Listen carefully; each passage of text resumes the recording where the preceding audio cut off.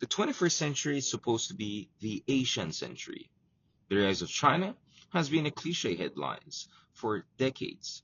As for India, now the largest and most populous country on earth, it is considered as the next superpower. But the Asian century is not only about those two juggernauts or the two elephants in the room. It is also about mid-size or rising middle powers in this part of the world. Indonesia is already one of the largest nations on earth and poised to become a major force in the coming decades. Vietnam, South Korea, Turkey, a whole number of countries across Asia have begun to flex their muscle and exercise more influence on the global stage. And that brings us to the Philippines, with more than 100 million people in population, with a half a trillion dollar GDP, and a country that is expected to boast one of the largest economies on earth by the middle of this century. It is time to talk about the Philippines as no longer a small power. We're not just an underdog. We are a rising, if not an emergent, middle power. Yes, we may not have the size or economic heft of China's and India's of this world, but we have just enough in order to build our capabilities and also have a great degree of influence and strategic autonomy in international affairs. But what is a middle power status? What are the things that the Philippines has to accomplish in the coming years and decades in order to fully realize its potential? Is the Asian century also an opportunity for a medium-sized country like the Philippines to flex muscle, to protect their own interests, and to project power well beyond their traditional theaters of influence? How to make the Philippines a force to reckon with? And how should the Philippines navigate its relations with the superpowers and other rising middle powers in order to maximize its national interest? Is there a way for us to make the most out of our relationship with multiple competing powers? Is the new Cold War between the US and China a great opportunity for the Philippines to maximize its national interest? In order to understand what is at stake, the strategic dilemmas facing the Philippines, and the growing room for maneuver and strategic autonomy for the Philippines, we have two special guests. Thank you, gentlemen, again for joining us. Of course, in the previous episode, we discussed China. I mean, what are the complexities of dealing with China? What is the complexities of the Chinese political system? And what are the multiple futures available to us when it comes to dealing with China? That it's not predetermined, right? It's iterative, it's interactive. And I think in that way, we're trying to do a service to our public discourse, because if we just demonize China in the same way if China demonizes us, then we're not going to go anywhere. Except, the reality is that you cannot choose your neighbors, right? Last time I checked, China is going to be there for the next 1,000 years at least. So we have to be realistic, and we have to be also pragmatic and reasonable about how to move forward. Now, having said that, we touch on the West Philippine Sea disputes, and this is a serious problem in our bilateral relationship. So let me first start with you, Josh, and then I'll ask you, Jed. What is your understanding of the West Philippine Sea disputes? Because just a few weeks ago, everyone was panicking over the possibility of armed confrontation. A Filipino serviceman lost his finger. There was physical injury. Some folks openly called for invocation of the Mutual Defense Treaty. By the way, it's mutual defense, not mutual offense. It doesn't mean that you just invoke mutual defense, it's war agad. It doesn't work that way. There are processes, consultations, there's a UN approach. But anyway, just a month ago, I think everyone was panicking about, are we going to escalate this into war situation? But things are a little bit quiet, dialing down a little bit. But nevertheless, the problem is still there. It's not going to go away. Should we be worried about war? Is war a possibility or a probability in the West Philippine Sea? Well, it's still a possibility. You have to understand that the West Philippine Sea, according to China's worldview, is a belt that needs to be defended from external actors. And unfortunately, the Philippines, its thousand-year neighbor, as a Philippine archipelago, as an archipelago of peoples, has been in the middle. From a neighbor, now becoming part of this external actor, right? An external actor from its greater First Island chain belt that it needs to defend, it needs to close so that it could focus on its Eurasia sphere of influence, as you put it. So that puts us in a very awkward position, whereby you have the Philippines seeing the West Philippine Sea as the future source of our energy security, of our food security. It's a source of our national development. So my view of the West Philippine Sea is very much vital for the reason that we are trying to encapsulate the idea that we are an archipelago, which has been so much robbed from us because of this hundreds of years of colonial rule. Wait, so you're you know? suggesting? So the idea. Sorry, so you're suggesting that West Philippines is an existential issue to us, but for China it's a grand strategy issue? Is that what you're saying? So it's more core interest to us than to China? Is that how you look at it? Yeah.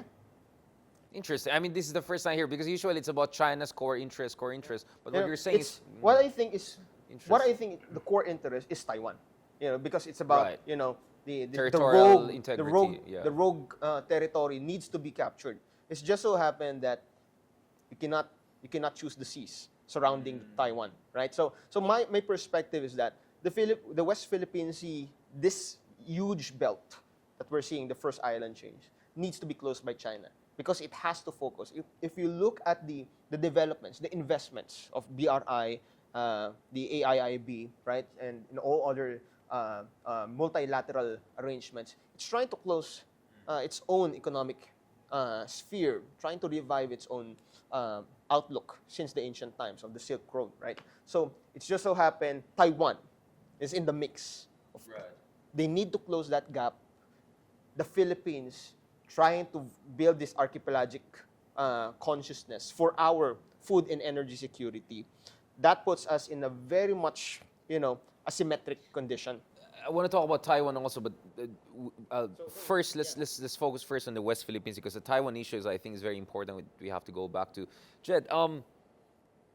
Is this a question of imperial grand strategy for China, pushing out the Americans from this part of the world, having their own cushion, having their own kind of a Mahanian space, just like how U.S. had in the Caribbean and the Pacific back in the day? Or is also this a question of as an existential issue for China? Maybe not for Beijing, but a lot of coastal provinces in China depend massively on fisheries resources. A lot of Chinese also protein intake comes from this part of the world. Chinese military planners, for them, it's also a matter of protecting their sea lanes of communication, protecting essentially China's blue national soil, even for that matter.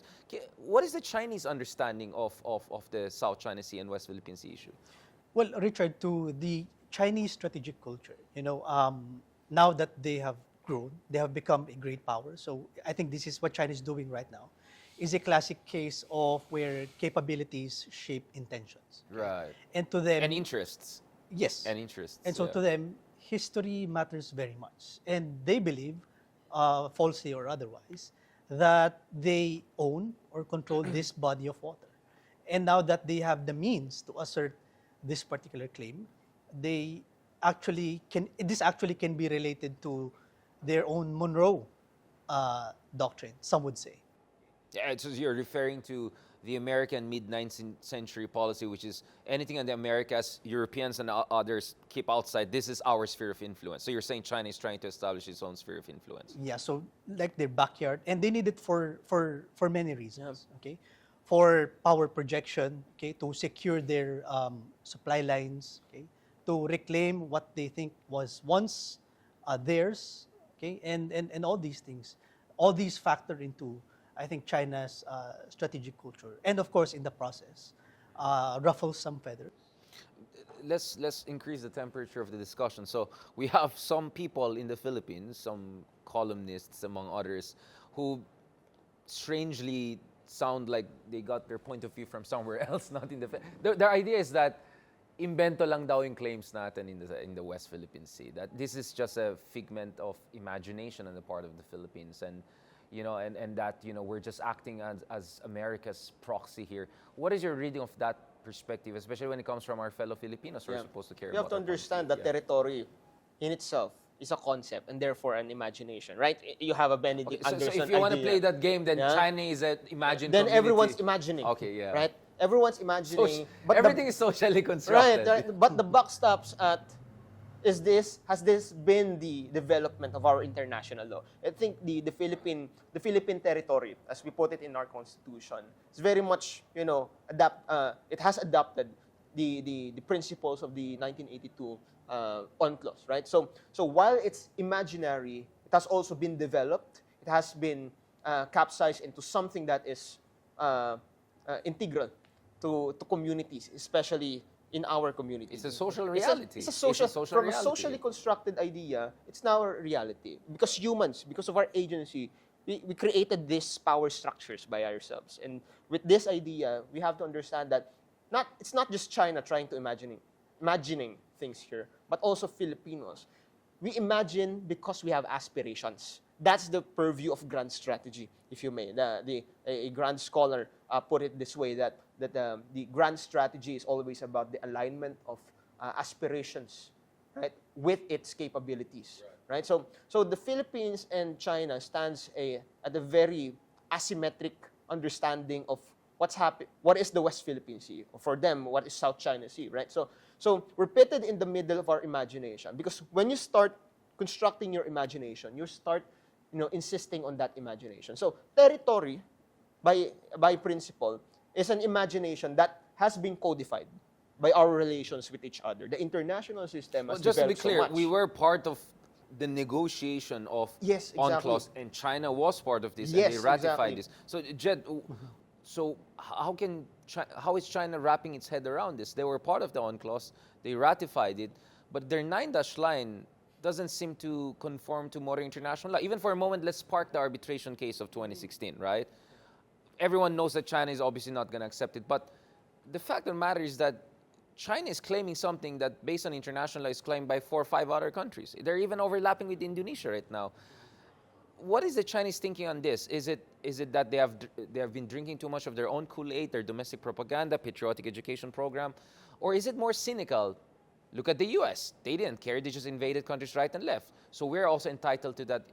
To what degree is this also kind of a new empire sense of entitlement, that empires are exceptional, meaning they take exception to international law? Yeah, I think that's just the case, Richard, for great powers, right? They can be selective about what rules to US follow too. I mean, let's what, look at, yeah, exactly. and what not. Okay, so apparently right now for China, they choose to be selective about, which UNCLOS provisions to follow, and actually, if they're not doing what they're doing on the ground or at sea, I mean that's fine. Okay, because unlike with other claimants, they don't deny us fishing access. Okay, so I think that's the difference.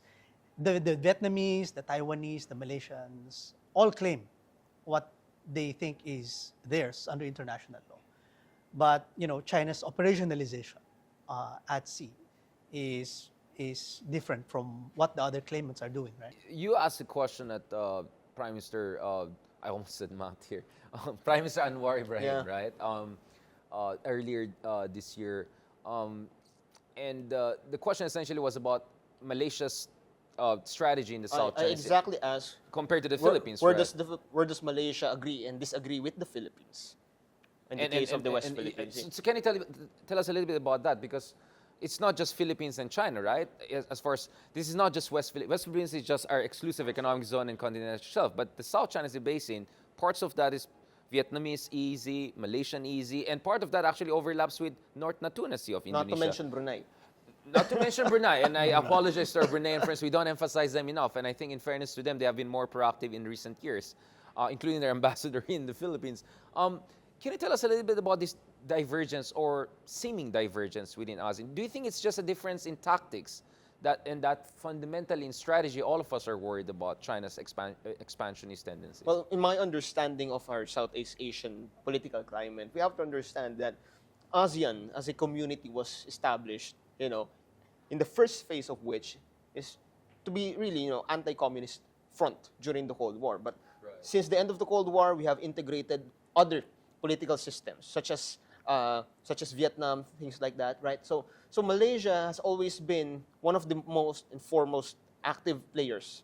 It's one of the founding members of ASEAN. So be that as it may, it has its own moral ground to assert the agenda in this region. More so, Malaysia has developed its own strategic culture, given its own history, geography, things like that. Moving forward, the idea is that Malaysia understands its own interests as well. If it understands its own interests, it also perhaps understands its own capabilities, disadvantages, and advantages. So my thinking here is that Malaysia is also too careful to side with the Philippine its co-ASEAN member state, because it's always and always has been, mindful of its own national interest. At the economic front, we kind of disagree on how we look at China. If you look at the Malaysian They're getting opinion, investments from China, exactly right, unlike us. which is very telling about our divergence. So by that time, I asked the question to the good Prime Minister.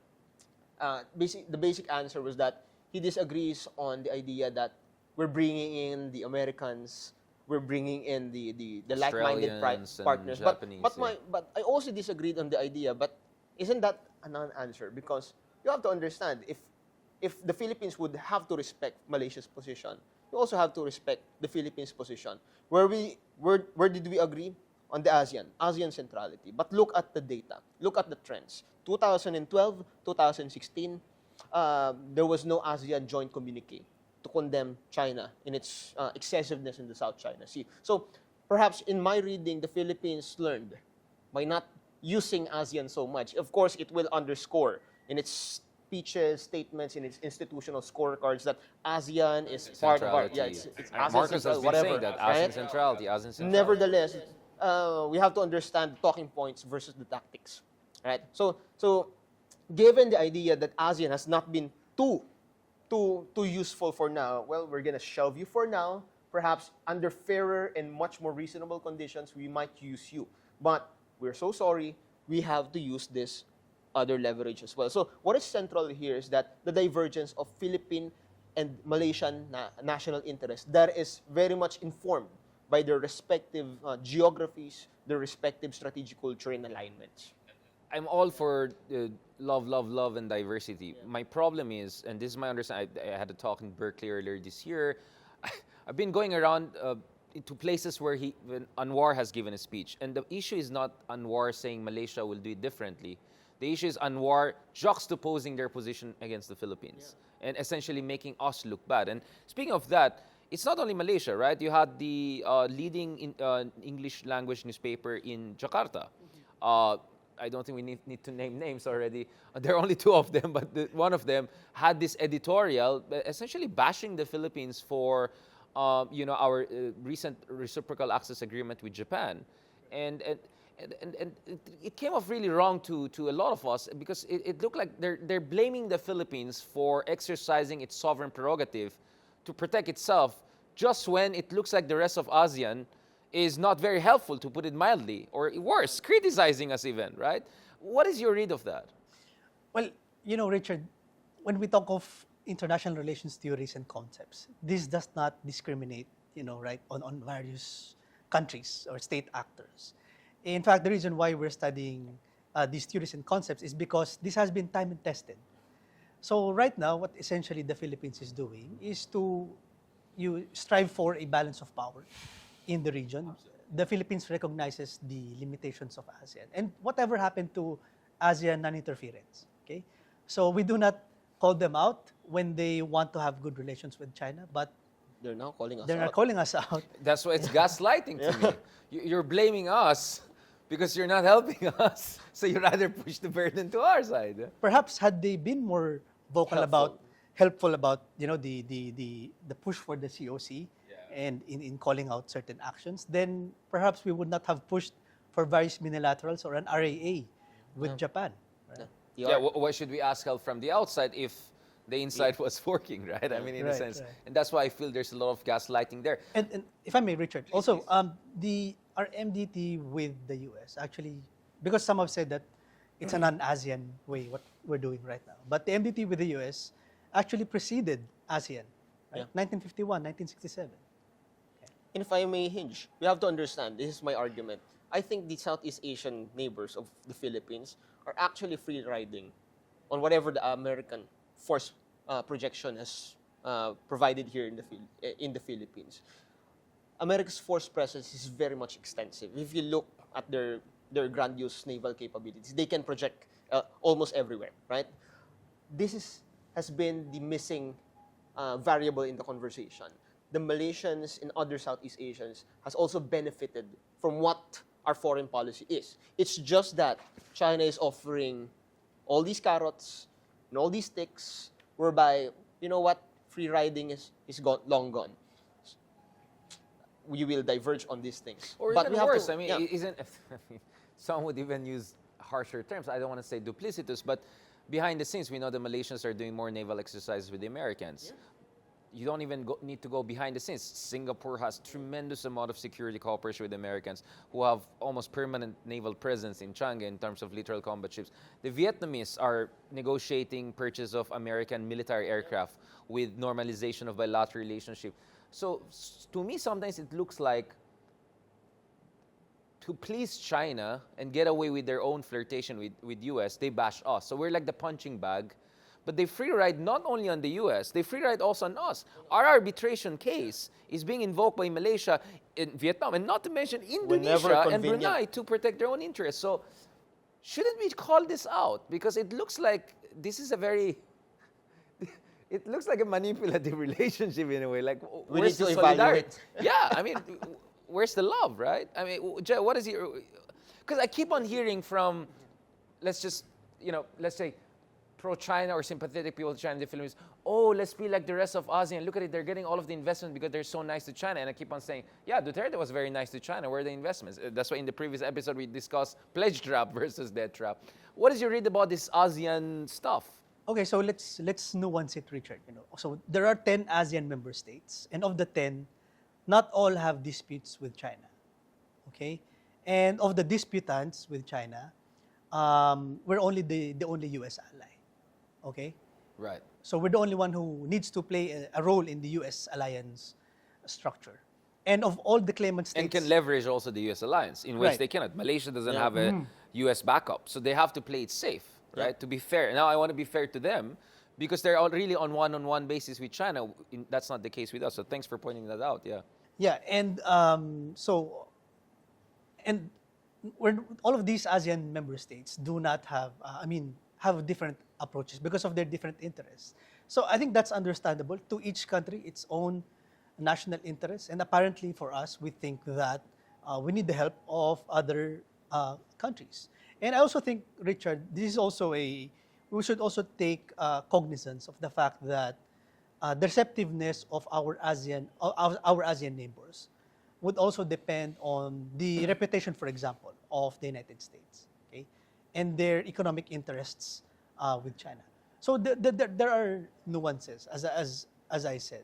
Not all have disputes with China, so it's easier for them to hedge between the U.S. and China. It's also easier for them to say that this dispute is about the U.S. and China because they don't have disputes with China. What about ASEAN unilateralism? Obviously, I mean, Cambodia and Laos have no claim whatsoever in the South China Sea, and I'm actually sympathetic to Hun Sen when he says, why are you involving us in this? That's why I'm saying, why involve the whole ASEAN when in fact it could be a few ASEAN countries developing a common front, including a common code of conduct. It looks like Vietnam is open to maritime delimitation. Indonesia already did delimitation with Vietnam and with the Philippines separately. Who knows Malaysia down the road, except there's a Sabah complication, which is a whole episode in itself. But what about minilateral cooperation, working with one or two ASEAN countries, let's say Vietnam and Indonesia? Is that the way forward? It can, but the problem is that other countries, other members might get jealous or might be too skeptic or cynical on what's happening within So this why should we internal care? I mean, conversation. they're not helpful anyway. Like Yeah. that's my point. If you're not helpful, Eh, you cannot th- demand. This is It's as simple this is as the, that, yeah, right? Yeah, it's the curious idea here that you might not care, but your party, the other side of the fence, might care. That's also the tendency because it's always the talking point. ASEAN centrality. If others would try to strike at the door, trying to tell you that don't sign this deal, don't make these things, or at least we reject or we criticize these developments. The sensitivity factor is scaling Is it up so much. sensitivity or is it weaponization of ASEAN centrality to allow Well, the more I'm just being China-friendly polite. members to get their way? I mean, I'm right? just being Again, polite. I'm trying to call out what I think many people say. And the reason I'm saying this is because whenever I'm outside ASEAN, this is practically what everyone is saying. And they feel more comfortable with someone like me to express that. And then when there are other ASEAN people, they'll say the usual cliche, blah, blah, blah. But going back to the Philippine exceptionalism, let's call it for what it is. So we're the only U.S. treaty ally who has a direct dispute. I even have questions with Thailand being really a treaty ally, even in abstract terms. But the other exception is our geography, in a sense that Manila is closer to Taipei, and our northern provinces are so close to Taiwan that in Pagudput you can hear Taiwanese radio when I'm there, right? I come from Ilocos region. That's not the situation for practically the rest of ASEAN.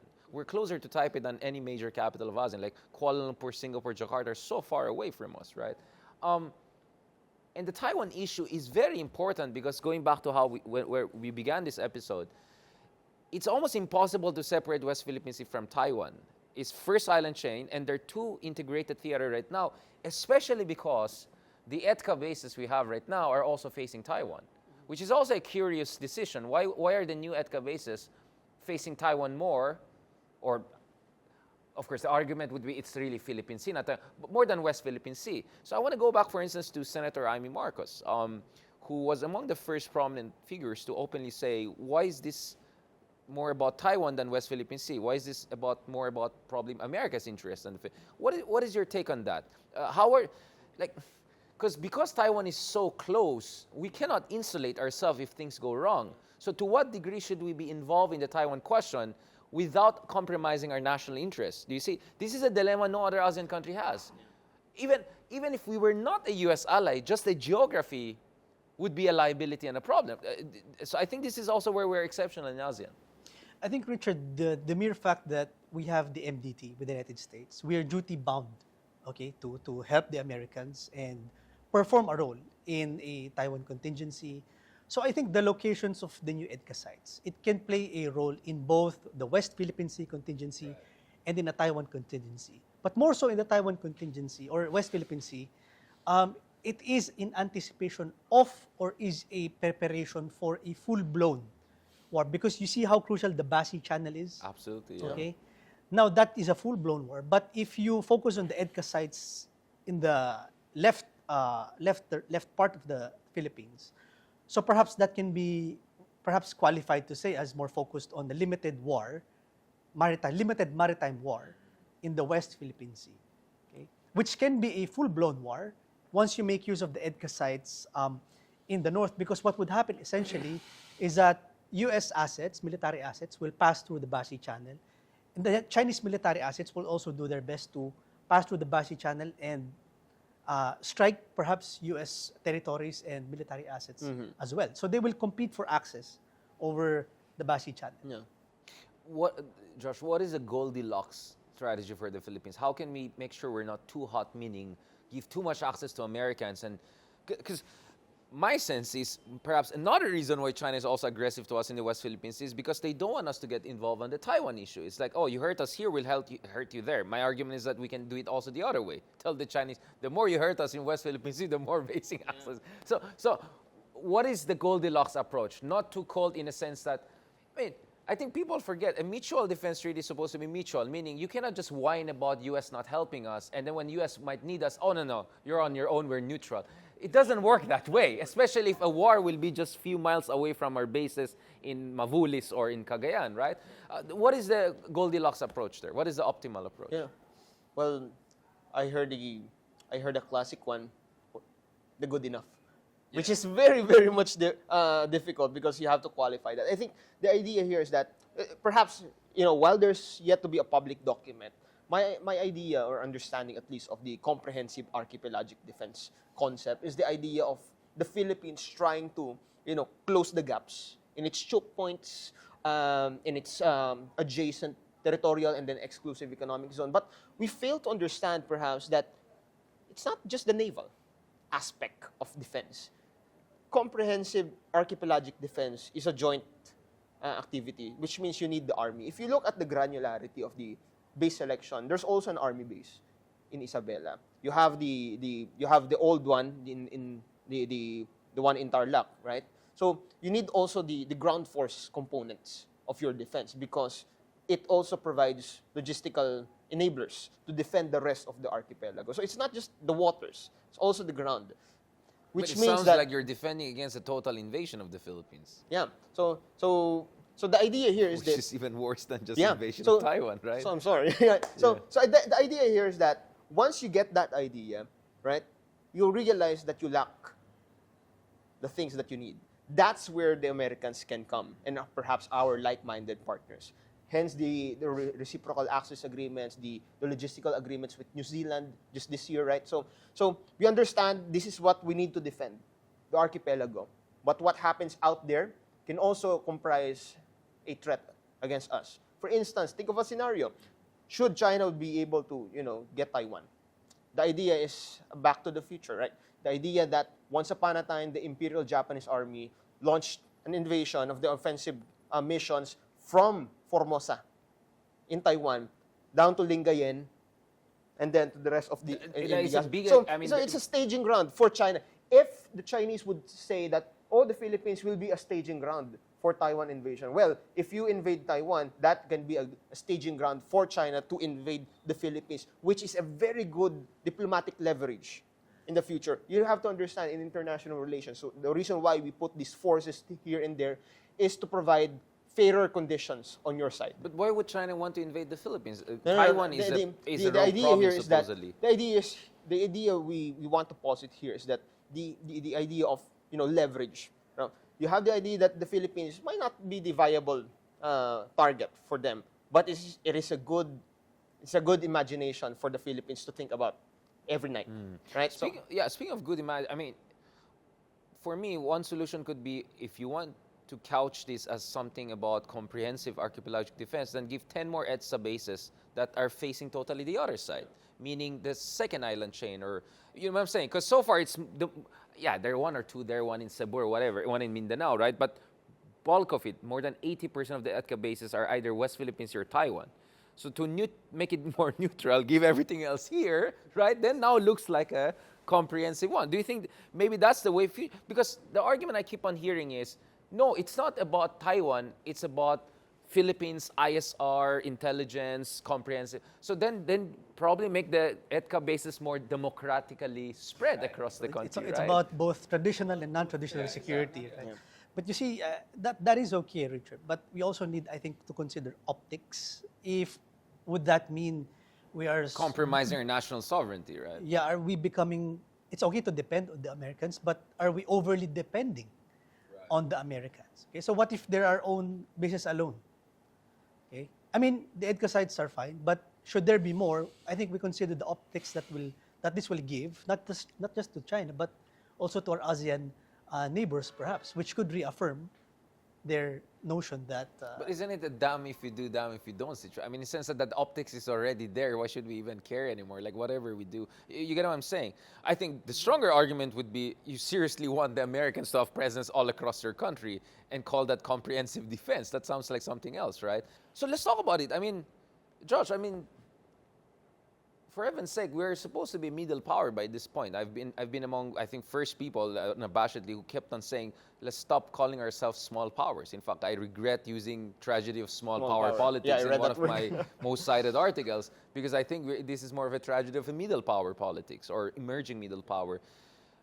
Yes, there's the China situation. Yes, there's US. But at the end of the day, these are superpowers who have their own imperial interests. I'm not drawing moral equivalence because US was a colonial power before to us, but no longer. China is a different set of opportunities and threats. But nevertheless, Washington will care for itself, especially if a Trump 2.0 comes into power. And China is China. It's a rising superpower. So what is the blueprint for a legit middle power?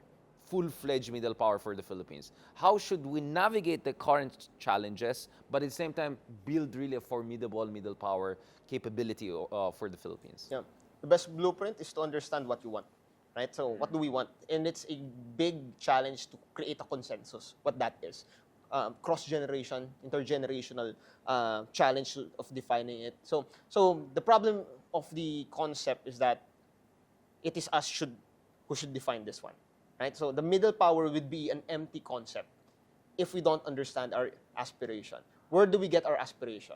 It should be cognizant of our history, what happened, what went wrong, of our geography. We cannot choose our neighbor China. The US will still be there because of force projection, things like that. The best thing we have to build, actually, the best middle power we can see out there is that they have their own defense capabilities.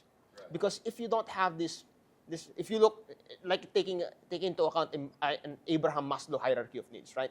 You need the defense capability that could sustain a long war against a foreign adversary. That's the basic concept of respect that you can establish. Okay, this one is not to be trifled with.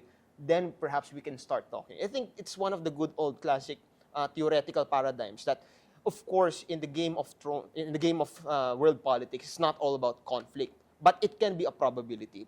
In order to avoid that possibility rather, is that you have to build these defenses. You have to build your own defense capabilities to outwit the idea of, well, they cannot be respected, we can trample upon them. To rule that scenario out, you have to build your own. That's when more genuine, more credible diplomatic discussions should come in. So defense partnerships, economic partnerships can follow once you get the idea that this country can defend itself in times of crisis. This country can handle itself, and so we won't be worried about our supply chain. Should we invest in these things? Should we invest in their parts, right? So my idea here is that the middle power discourse should elevate against the idea of, an either or, a bread or guns versus butter scenario. I think we're way past that now. I think we have a general consensus that almost 90% of the Filipinos are really keen on defending the West Philippine Sea. But how do we do that? That's the blueprint that I would have wanted for the middle power. We have to build our own sustained defense industrial base so that we can defend ourselves, so that sooner or later, we won't need the Americans. But that's going to be a long way to go, a long journey, a long process for the Philippines. Yeah, I mean, I agree that getting rid of the U.S. alliance is something not very probable, even if another Trump or two will come to power. Nevertheless, we have examples of U.S. allies who are still carving out more and more strategic agency for themselves, like Turkey is a NATO ally, second largest army within NATO, and yet it's playing footsie with Russia and China, has great relationship with Iran, with all sorts of different countries who are not necessarily in good terms with the United States. South Korea, pretty small-sized country, half of our population barely, and they have a massive defense industry, and they have also been quite successful in balancing the relationship with China and U.S. because of their North Korea concern, right? Barring ending our alliance with the United States, even as a U.S. treaty ally, what do you think is the way forward for the Philippines? Can there be a kind of a whole-of-nation approach whereby people, business sector could be involved to make us a more capable, self-reliant country? That's exactly my point, Richard. And Josh is right about really strengthening our defenses, armed forces. Hard power, yes, we really need to have that if we want to really become a full-fledged middle power. So several case studies are worth noting. I would say South Korea, Japan. These countries have strong militaries. India has a strong military. Also is a scientific and technological power. But if you would notice, Richard, with both South Korea and Japan, they also have strong and very influential, appealing soft power.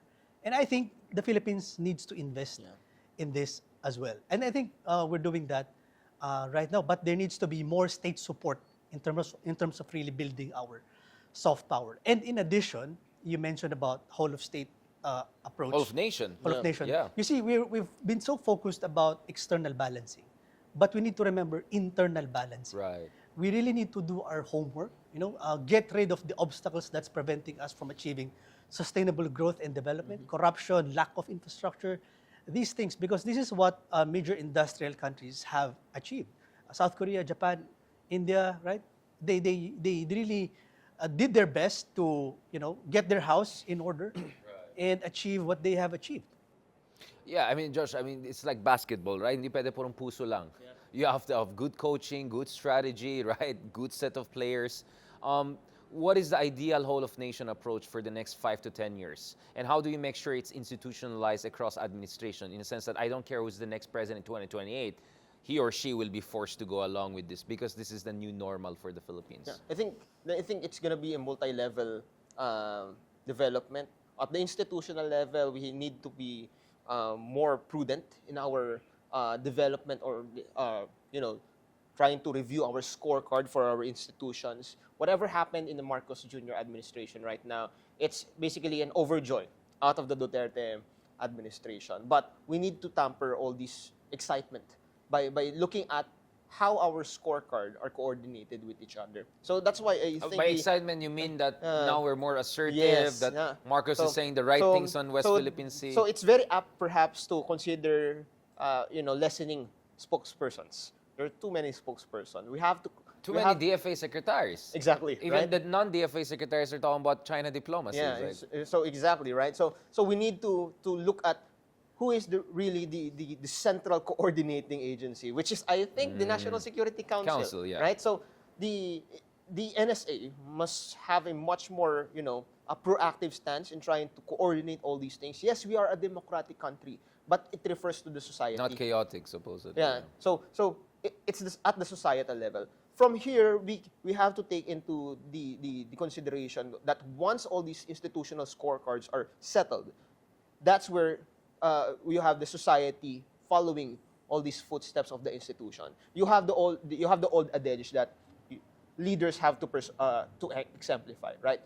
The society would just follow with the proper calibrated information dissemination. So that includes education, trade and technology, job creation that integrates national security. I think societal, institutional, as well as electoral, electoral aspects of national security. I think if we do these things in combination, it might pay off for the next years and decades to come. Jay, do you see a kind of a reawakening of the Philippine nationalism? You see civil society getting more involved, the Atento kind of convoy movement. West Philippines is becoming more and more gut issue, not as gutty as inflation, obviously, or employment, but pretty much a mainstream discussion that you can have with any Juan de la Cruz in the Philippines, right? Right. Actually, I think right now, so if we would look at public opinion polls, I mean, the sense of the nationalist sentiment has clearly gone up. So, which is a good thing. And people really need to know more about these issues. But we also need to simplify it for them, especially for the masses. Yeah. Right, the nuances and all. And a lot of legal intricacies. Legal involved. intricacies and also long term. This is not about next month or next year or next administration, but next generation or so. This is Exactly. going to be a marathon. Thank you very much, professors, for joining us, Jed and Thank you. Josh. There's so much to discuss more. I realize the more we talk, the more I'm thinking about other topics. But I think that was long enough for a long conversation today. Thank you very much for that. Thank you, Richard. Professor Jed and Professor Josh. Catch us again next week here on One News. You can also check out the long conversation on Spotify, YouTube, and Google Podcasts. I'm Richard Heydarian, and that was The View from Manila. We're One News, all sides, all the time.